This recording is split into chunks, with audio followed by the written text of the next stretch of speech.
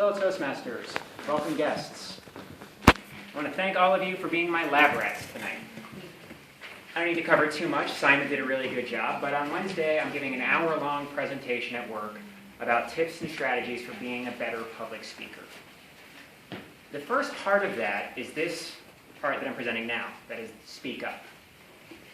In spirit of giving credit where credit was due, I did not come up with the broad strokes of this. This was done by my predecessor, our immediate past president, Steve Alexander. Fortunately, he's not here today, but maybe you'll see the video. So speak. When I say speak up, I'm not talking about projection. That's good, and you need to be able to be heard way back in the back of the room, but it's hard to speak for an hour on that. So when I say speak, I'm talking about 5 things. You all have handouts about it, but this is essentially structure, presence, engagement, articulation, and knowledge. So let's start right at the beginning. Structure.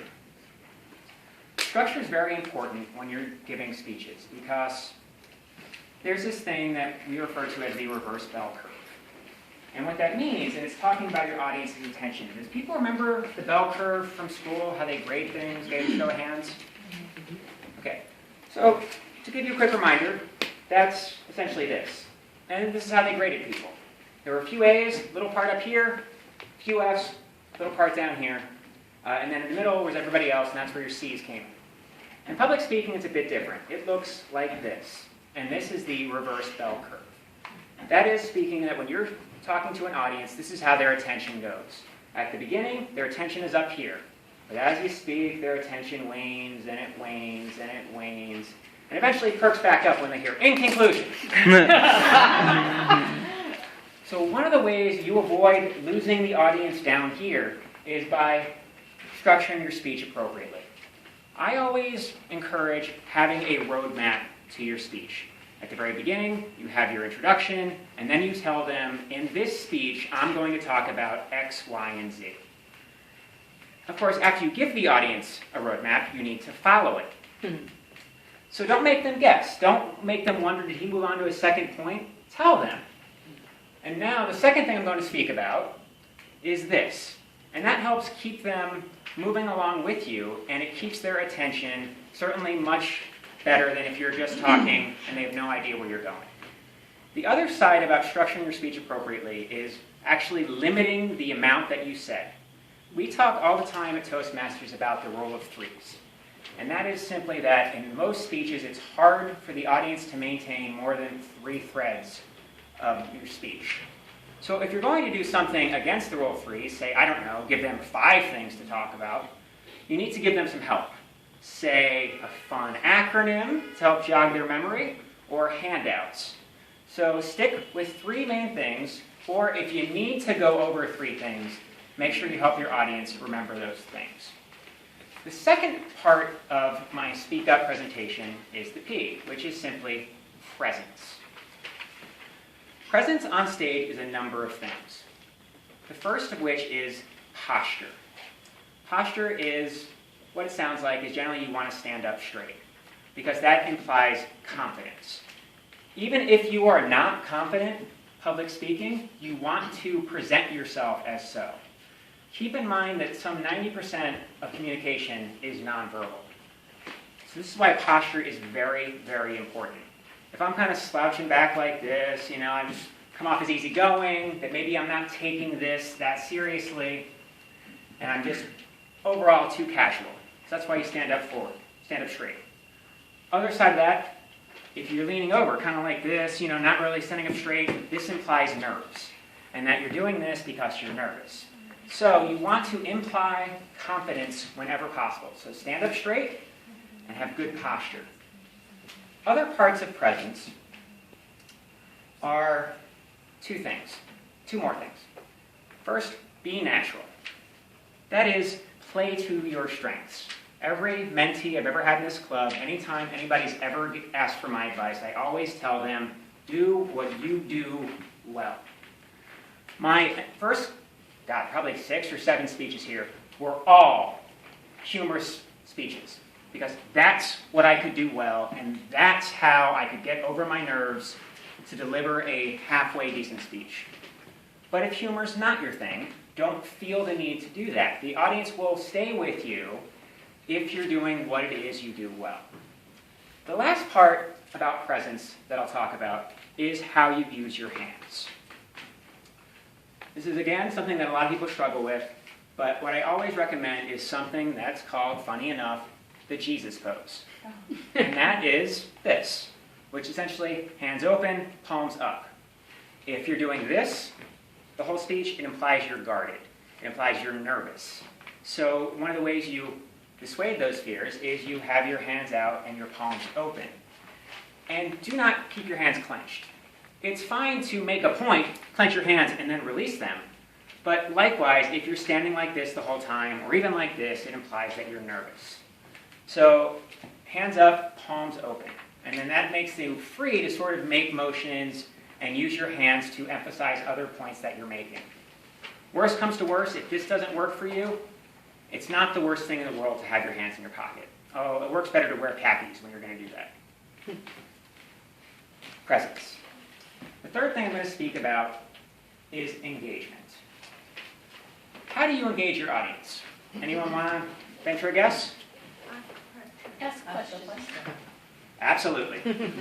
Exactly what I was going to say. You saw me do that earlier when I referenced the bell curves. There's two types of questions you can ask your audience. You ask them yes or no questions, which you saw Moshe do it earlier. So they show of hands, keeps your audience involved. An engaged audience is paying attention. And one of the ways you engage them is by asking them questions. But there's other ways you engage your audience too. For instance, one of the ways you engage your audience is by taking this podium, or any podium, and getting it out of the way. The podium is a literal wall between you and your audience. And if the podium is in front of you, whether you are or you aren't, your audience assumes you're reading. So get rid of the podium. It takes that block between you and your audience, makes them feel more engaged. And you get to have nice humorous bits like that right there. The other thing that you want to do to help engage your audience is eye contact. You want to make eye contact with as much of your audience as possible. Because how engaged do you really feel if I'm spending the whole speech doing this? Just talking around, engagement's really important, or looking down at my feet, not live. So engage your audience, make eye contact with them. And if you've got a big audience, like we have here, try to separate your audience into quadrants and spend time looking at each of those quadrants. So by the end of the speech, your audience feels like you've engaged with them on some level. The fourth part of speaking up is articulation. And there's essentially two threads of that. The first is exactly like it sounds.